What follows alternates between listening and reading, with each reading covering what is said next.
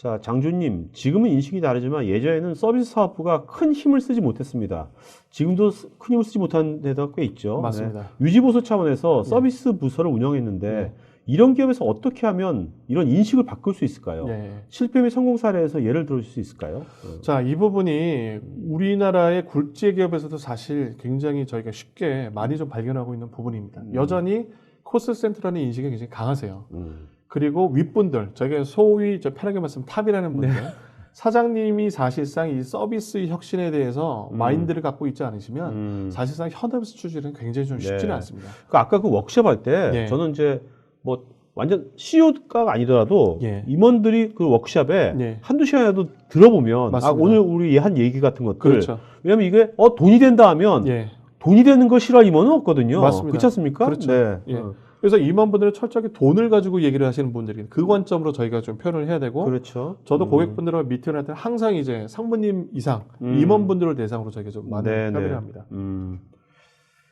자, 유준호님, 국내 적용 사례에서 성공한 서비스 수명 주기가 해외에서도 바로 적용할 수 있을까요?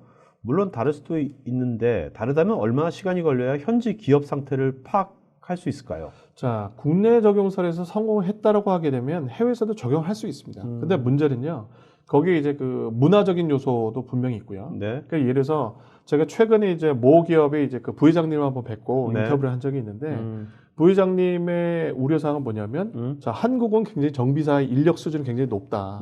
그런데 예를 들어서 중동이나 아프리카 같은 경우는 정비사 수준이 너무 낮아가지고 이 친구들을 교육시키는데도 굉장히 좀 애로사항이 많다라고 하는 거죠. 자, 그러면 그런 해외에서 필요한 그런 특성들을 반영을 해서 서비스 수명 주기를 일부 강화해야 될 필요는 있습니다. 예를 들어서 그동안에는 뭐 중동이나 아프리카 지역에 문서로 출력된 뭐 정비 매뉴얼이나 외부로 그냥 전달해가지고는 이해하기 좀 쉽지가 않죠. 근데 최근에 나와 있는 증강현실이라는 그런 가시적으로 보여줄 수 있는 그 정비 매뉴얼을 보여줄 수 있다라고 하게 되면 그런 부분은 손쉽게 좀 접근할 수가 있을 것 같습니다. 그리고 또 얼마나 시간이 걸려야 되냐면 현지 기업 상태는요. 요것은 이제 현지 기업 실제로 우리 고객들이 정말 그 현지에 있는 해외에 있는 고객들이 그 정보를 오픈할 만한 마인드가 돼 있느냐. 자, 그러려면 저희가 고객분들이 데이터를 오픈했을 때 우리가 드릴 수 있는 밸류는 어떤 거인지에 대해서 밸류 셀링은 저희가 분명하게 전달을 드리고 저 부분은 잘 협의를 하셔야 될 것 같습니다. 자, 저희 스태프는요, 지금 오늘 문 전무님 이메일 주소 나중에 댓글창에 써주시기 바라고 여러분들 또 추가적인 정보나 또 상담 같은 거나 이메일로 하시면 좋겠습니다. 홍유성님, 저희는 금속 재료 등 소재 산업 분야를 취급하고 있는데요. 혹시 장비나 제품이 아닌 소재 산업에서 SLM을 도입하게 됐을 때 어떤 메리트가 있을까요? 자, 소재 산업이라고 하면 아까 그 식품회사의 경우처럼 기본적으로 소재를 제조하기 위해 설비가 있을 겁니다. 설비와 관련된 이제 모니터링을 하고 그것에 대해 이제 정비 조치 방안을 이렇게 제공을 해드리는 그런 부분도 가능할 것 같고요. 구체적으로 소재 산업이라고 하게 되면 저희가 한번 홍유성님을 한번 뵙고 구체적인 사례를 유즈 케이스를 한번 좀 발견을 해봐야 될 것 같습니다. 자, 김태식님, 글로벌 기업에서 전 세계에서 부품을 주문해서 완제품을 공급할 시에 국제 분쟁이나 오일 쇼크 등의 가격의 급등 요인이 발생했을 때 기존 계약 이후 제품의 단가가 급등 시에 제품 공급 후 추가 비용 청구 등의 문제 해결은 어떻게 될까요? 자, 이 부분은요, 어떻게 보면 솔루션적인 측면이라기보다는 좀 비즈니스적인 이슈가 되는 것 같습니다. 예를 들어서 제가 아까 말씀드린 성과 기반의 어떤 그 계약이라고 하게 되면 저런 리스크까지 전부 다 이제 제조사에서 포함을 해야 되는데 자, 그러려면 성과 기반을 위해서 계약서 부분에 예를 들어서 뭐 어떤 전 세계적인 분쟁 사례라든지 천재지변이라든지 어떻게 사람의 힘으로 할 수 없는 이런 부분에 대해서 예외적으로 넣거나 아니면 그 부분들을 그런 이슈가 발생할 때 협의해서 정한다든지 이런 계약서상에 거기가 협의해서 좀 정하셔야 될 것 같습니다. 곤보람님, 저도 이제 오늘 말씀 들어보면서 아까 몇 조에서 했어요. 야, 저 대빵 비싸겠다. 엄청 비싸가. SLS 굉장히 비쌀 것 같은데 PLM 대비 이렇게 엄청나게 이게 엄청 비싼 건지 이런 질문도 있거든요. 사실 PLM의 구축 비용도 굉장히 천차만별입니다. 그리고 저희 SLM 솔루션이 PLM 대 구축금이 몇 % 되느냐? 네. 저런 저희가 일률적으로 말씀드리기가 어려울 것 같고요. 그래서 저런 부분들을 위해서 저희가 꼭 필요한 단계별로 접근할 수 있게끔 서비스 전을 제안을 드리는 것이고. 그리고 이제 이런 그렇습니다. 것들도 SLM 같은 것도 이제 나중에 이제 어떤 그 뭐 솔루션도 있을 수 있고 나중에 서비스, 클라우드 서비스 같은 걸로 그렇죠. 나중에 다 이게 다양한 포트폴리오가 될 거 아닙니까? 맞습니다. 그죠? 네. 그래서 저희는 이제 저런 부분들 한 번에 도입할 때는 저희도 마찬가지로 선거 기반의 계약처럼 그렇죠. 저희는 과거에는 퍼페추얼 라이센스를 한 번에 돈을 내고 한 번에 비싼 돈을 내고 라이센스를 구매하는 비즈니스 모델에서 지금은 이제 서브스크립션 라이센스 일종의 연간 사용료를 내고 이제 사용하는 이런 개념으로 좀 변경해 가고 있습니다. 그러다 보면 초기 사용 비용이라든지 지금은 이제 사용자가 100명인데 향후에 비즈니스가 만약에 줄었다라고 하면 줄어든 만큼만 이제 그 지급을 하시면 되는 그런 다양한 비즈니스 모델을 제공하고 있습니다. 너무 겁을 먹을 필요는 없다. 맞습니다. 일단 뵙고 말씀드리겠습니다. 알겠습니다. 자, 류성민님. 제품 도입 후에 회사 수익 변화가 현저하게 올라간 사례가 있는지요?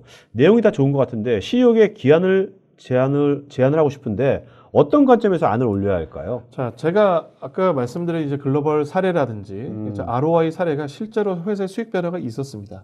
있었고 지금 중요한 부분은 자, 수익이라는 관점은 두 가지가 있을 수 있겠죠. 우리 회사의 이 서비스 비즈니스를 해서 비용을 절감시키게 되면 그만큼 수익이 늘어날 수 있겠죠.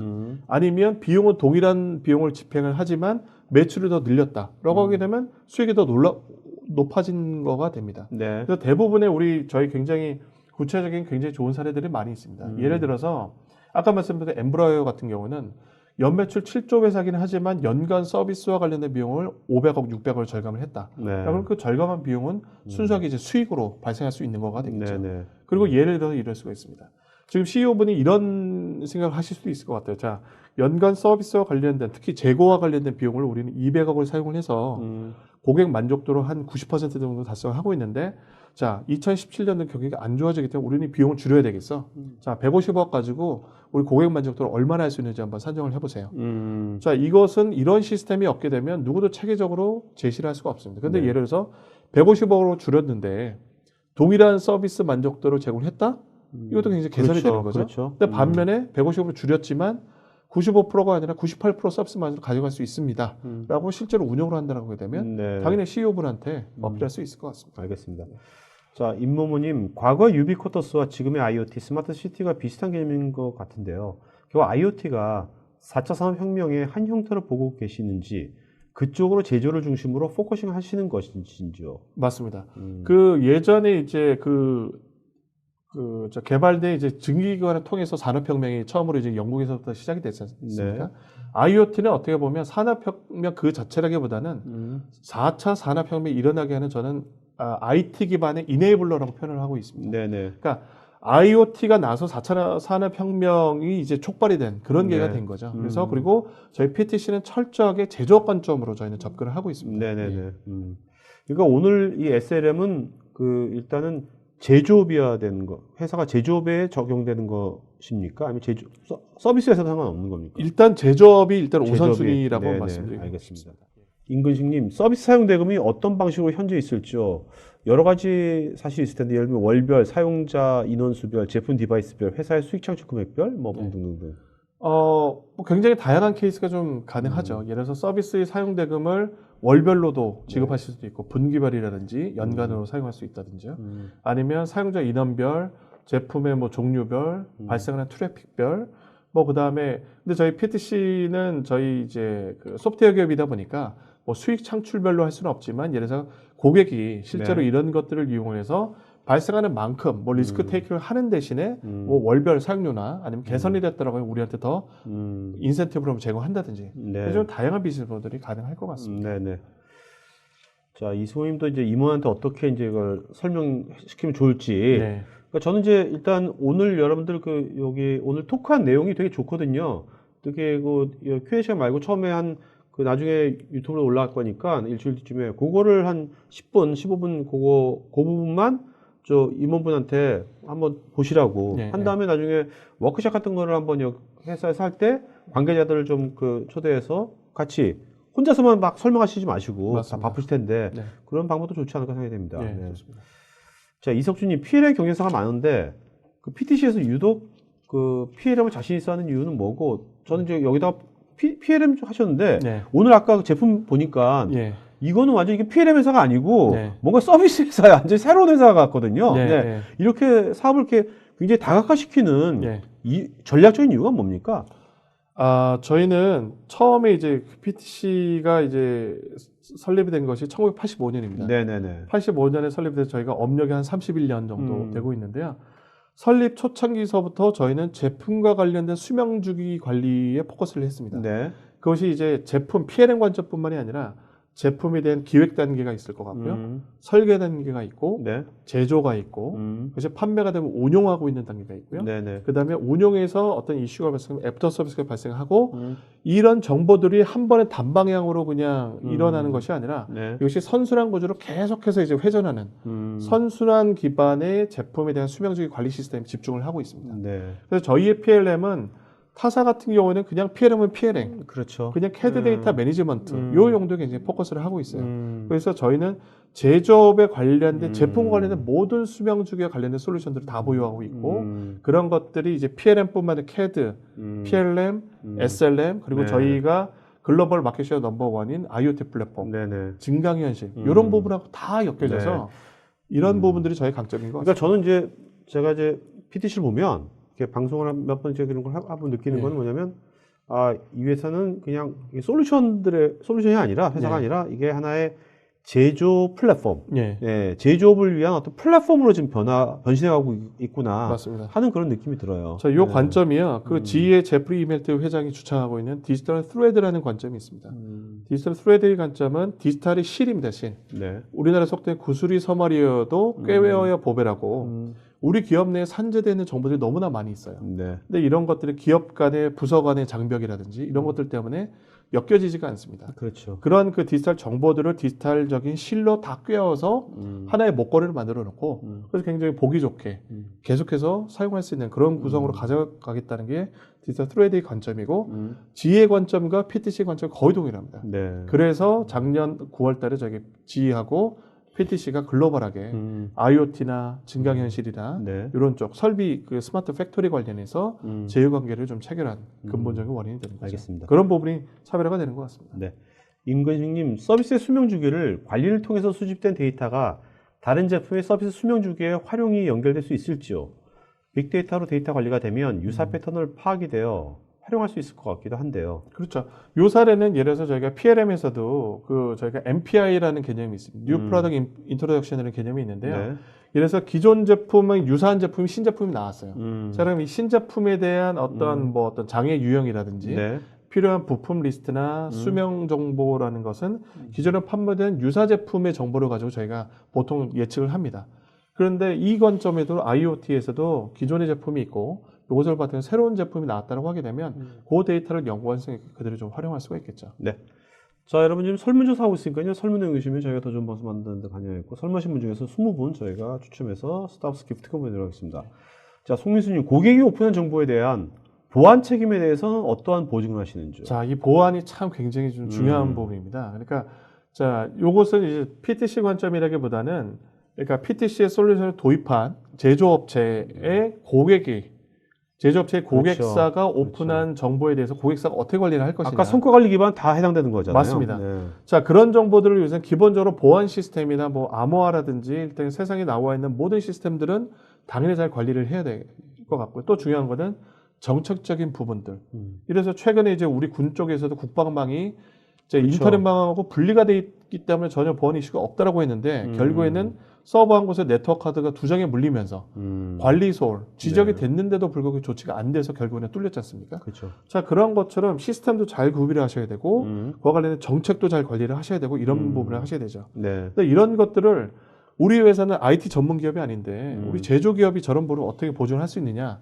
자, 그런 이유들 때문에 대부분의 기업들은 클라우드 서비스, 전문적인 이제 보안성을 확보를 하고 그것을 관리를 하는 업체하고 이제 협업을 해서 시스템적인 보안을 좀 가져가고 있는 부분이 있고요. 두 번째로는 저희 PTC의 이제 CEO분께서 제안드린 부분은 저희는 이제 CDO라는 개념을 씁니다. 네. 치프 데이터 오피서 내지는 치프 디지털 오피서 네. 아니면 치프 시큐리티 오피서 이런 그 직함을 가진 전문 그 임원들이 보안적인 측면에서 고객의 정보를 정말 그 그 계약된 그 목적으로 활용하게끔 네. 내부적으로 굉장히 많은 그 노력을 좀 기울이셔야 될 것 같습니다. 알겠습니다. 자, 최순희님, 고객들이 SLM에 접속해서 고객이 스스로 정보를 나누거나 수집하는 그런 오픈 커뮤니티 창구를 활용할 가능성은 없을까요? 사용할 가능성이 있습니다. 예를 들어서 부품에 대한 그 발주를 할 수 있고 확인할 수 있는 그런 제품 파트 카탈로그라든지요. 아니면 정비 매뉴얼 시스템 같은 거를 제공을 하고 거기서 고객분들이 우리 회사의 그 제품을 사용하다 보니 이러이러한 문제점이 있더라. 그리고 실제로 보니 정비 매뉴얼 이런 부분이 안 맞아요. 이런 것들을 소통을 하고 아니면 그런 것들을 서로 간에 고객사 간에 어떤 문제를 공유할 수 있는. 네. 참고로 PTC 같은 경우에도 PTC 커뮤니티라는 것들을 통해서 PTC 고객사들이 기술적인 정보라든지 사용성이 어려운 부분들을 서로 네. 주고받을 수 있는 그런 그 창구를 제공하고 있습니다. 강아름님, KBS 다큐멘터리에서 GE의 소프트웨어 파워에 대해서 유익하게 봤었는데요. 세상의 발달한 기술 및 서비스 나오는 것 같습니다. 한국 기업이 도입하기 위해서는 문화가 중요할 것 같은데 문화 혁신을 위한 교육 프로그램이나 단계적인 도입 프로세스 안이 있다면 알려주세요. 예를 들어 전 직장에서 서비스 퍼포먼스 측정 기준으로 유일하게 전화콜의 양으로만 측정했던 그렇죠. 나쁜 기억이 있습니다. 그렇죠. 국내 S, L전자, D그룹에서 도입한 것이 자체적으로 도입 문의가 온 것인지 해외 경쟁업체가 SLM을 사용할 게 있기 때문에 도입한 것이 궁금합니다. 자, 순서적으로 좀 말씀드리겠습니다. 일단 저희가 문화 혁신을 위한 교육 프로그램이라기보다는요. 아까 말씀드렸다시피 이 SLM이나 서비스에 관련해서는 이 CEO나 핵심 그 임원분들의 그 생각과 인식이 저는 굉장히 좀 중요합니다. 그래서 그런 부분들 때문에 서비스 디스커버리 워크숍이나 저희가 실제로 고객 협의를 할 때 그때 이제 임원분이나 C-레벨 분들의 그런 미팅이 굉장히 좀 중요할 것 같고요. 단기적인 도입 프로세스 안을 위해서 저희가 제시가 드린 것이 서비스 전이, 언더스탠드, 어드밴스, 아웃퍼폼 3단계로 구분이 되어 있습니다. 그리고 예를 들어서 전화 콜의 양만으로 측정했다라고 하면 그래서 정말 필요 없는 그 성과 지표를 가지고 관리를 하셨다는 거예요. 네네. 그리고 마지막에 이제 국내 이제 고객사에서 도입한 것은 그분들은 일단 해외 사례를 보고 그분들이 직접 저희한테 도입 문의를 주신 적도 있고요. 네. 아니면 거꾸로 저희가 해외 유사업종 사례를 가지고 저희가 좀 제안을 드려서 네. 이렇게 그 도입된 굉장히 네. 좀 복합적인 케이스라고 말씀드릴 수가 있습니다. 자, 임근식님 디지털 스레드들을 말씀하셨는데 하나로 의미 있게 묶어서 보기 좋게 먹거리를 만들려면 수집되는 데이터를 의미 있게 분석해야 할 텐데요. 그럼 이 분야에 딥러닝 같은 기술도 필요하게 된다는 것인지요? 맞습니다. 예전에 이제 딥러닝이나 뭐 머신러닝이나 빅데이터 어널리틱스 기술이 보편화되기 전에는 사실 이제 케이스를 수집해 놓고 이것과 유사한 케이스가 무엇인지를 검색을 해서 그걸 가지고 이제 트라이 앤 에러로 이렇게 조치를 했었죠. 근데 네. 지금은 맞습니다. 지금은 IoT를 통해서 산출되는 정보 너무나 많이 있어요. 근데 이런 것들을 우리 제조업체는 실시간으로 적용을 해야 됩니다. 그러다 보면 이 굉장히 방대한 데이터를 필터링하는 우리의 제조 현장에 필요한 데이터를 실시간으로 줄이는 필터링 작업이 필요한데 그 작업을 위해서 필요한 것이 빅데이터 네. 내지는 뭐 머신러닝 이런 기술도 반드시 필요할 것 알겠습니다. 같습니다. 네. 자, 여러분들 지금 여러분들 그 질문에 여기 뭐 PTC 코리아의 또 전문가신 지수민님, 강수철님께서 답글을 달아주신 분들 계시니까요. 여러분들 본인 질문에 답글 달렸는지 체크하시기 바랍니다. 윤여영님, 기존 정보 시스템, IoT 등이 쉽지 않을 듯한데요. 기존 투자비가 만만치 않고 시간도 많이 소요될 듯해서요. 고객이 이 시스템을 이해하고 함께 참여하는 방법이 있다면 소개 바랍니다. 고객의 서버 유지 보수를 담당하고 있습니다. 저희는 고객 시스템이 잘못되면 책임 문제가 대두되고 고객의 매출 증가를 가시로 보여주는 것도 쉽지 않을 듯 해서요. 그렇죠. 자, 그래서 IoT 관점이라고 하게 되면 최근에 이제 국내 대기업하고 저희가 굉장히 그 큰 계약을 했었습니다만 그 기업도 자체적으로 IoT 플랫폼 이런 걸 개발하고 계셨어요. 네. 근데 자체적으로 개발을 하다 보니 시간도 너무 오래 걸리고 현업보수에서는 빨리 비즈니스를 하고 싶은데 이것이 너무 더뎌서 결국은 자체적으로 진행하는 부분들을 드랍을 하고 포기를 네. 하고 저희 솔루션 도입을 하셨거든요. 그러니까 저희 솔루션들이 굉장히 빨리 도입하고 대응할 수 있는 그런 좀 강점을 가지고 있습니다. 네. 자, 한석희님, 서비스 라이프 사이클이 좋은 개념인 것 같습니다. 서비스가 스마트 서비스로 변화하는 것이 시장의 요금이 메가 트렌드로 보이는데요. 이런 트렌드를 위해 PTC가 제공하는 구체적 솔루션의 역할은 무엇인지요? 참고로 저는 한국 인더스트리 4.0 협회의 사무총장으로서 이 답변을 회원들과 공유하고자 합니다. 예. 네. 구체적인 솔루션의 역할들은 제가 오늘 이 세션을 통해서 간략하게만 한 장씩으로만 제가 좀 소개를 드렸고요. 각각의 솔루션만 가지고도 제가 아마 별도로 네. 1시간 이상씩 한번 나중에 세션을 좀 가져야 한석희 될것 총장님께서는요, 이 협회 모임 있을 때 네. 한번 전문인 초대해가지고, 네. 그죠? 한번 하는 것도 좋을 것 같아요. 알겠습니다. 네네. 제가 한번 좀 방문 드려서 네네네. 한번 좀 설명 좀 드리도록 하겠습니다.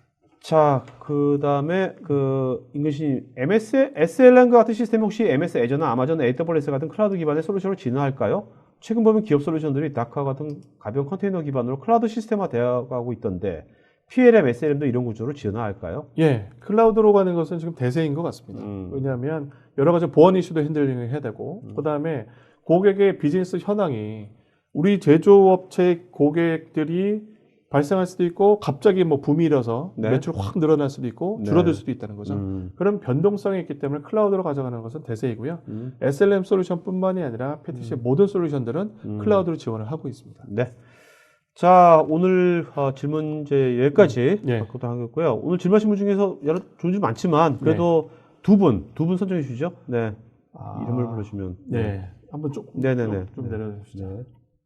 아까 저 전화 콜량으로 강아름님. 예, 강아름님 네네. 하고요. 그 다음에 네. CEO 분들한테 어떻게 이것을 어필해야 될지 그 질문을 주셨던 분이 계셨던 것 같습니다. 임원분들한테 어떻게 어필해야 될지. 그렇죠. 유성민. 네. 예, 자, 류성민님하고요, 강아름님 두 분은요, 저희 스태프 이메일 주소로요, 본인 이름, 주소, 핸드폰, 이메일 보내시면 저희가 외식 상품권을 드리겠습니다. 주말에 가족들과 같이 하면 좋을 것 같습니다. 자, 전무님 마지막 한 말씀 맞추러 갈까요? 네. 예, 일단 바쁜 연말에도 굉장히 SM이라는 주제가 그렇게 쉽지는 않습니다. 근데 귀하게 좀 시간 내서 참석해서 정말 감사드리고요. 연말 마무리 잘 하시고 새해 복 많이 받으십시오. 네네. 자, 여러분들 어떠시면 저는 오늘 굉장히 관점이 신선한 관점인 것 같습니다. 하여튼 이런 관점을 이런 관점을 가지고 내년도 여러분들 이제 사업 계획이라든지 비즈니스 모델 만드실 때 그럴 때 반영하시면 좋지 않을까 생각이 들면서요. 자, 오늘 이걸 방송 마치러 갔습니다. 고맙습니다. 예, 고맙습니다.